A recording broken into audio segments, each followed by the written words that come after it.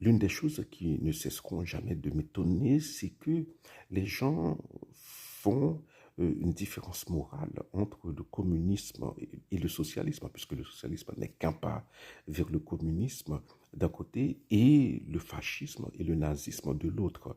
Il n'y a pas de supériorité morale du communisme par rapport au nazisme ou au fascisme. C'est ce que l'histoire nous montre.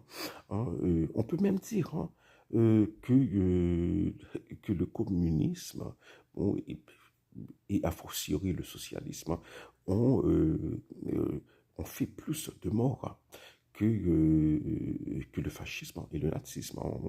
Lorsqu'on additionne voilà, tous les morts, désolé de faire ce décompte macabre, voilà, Lénine, Staline, voilà, les goulags, les génocides, les famines orchestrées par les communistes, par exemple en Ukraine, Pol Pot, Pol Pot et bon, là, Idi Amin, bon, Idi Amin se réclamait du socialisme, je sais pas.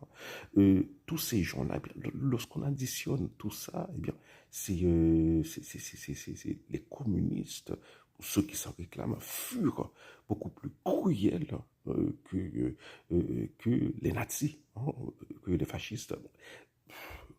Évidemment, c'est pas pour dédouaner le fascisme ou le nazisme, mais c'est juste pour dire qu'il y a là quelque chose qui est incompréhensible. C'est là qu'on peut voir comment la gauche a fait un très grand travail d'enfumage au cours. Là, ça remonte même aux années 70. Dans les années 70, tous les grands penseurs français étaient communistes. De Aragon, poète, grand poète, Aragon, Sartre, voilà, tous ont été staliniens.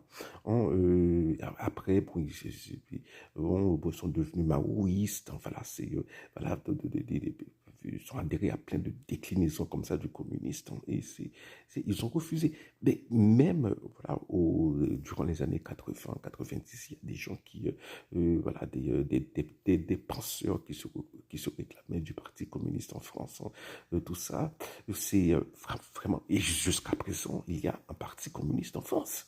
Hein. Ça n'a aucun sens. Hein. Bon, c'est, ça montre que l'histoire, qu'on la lit, bon, euh,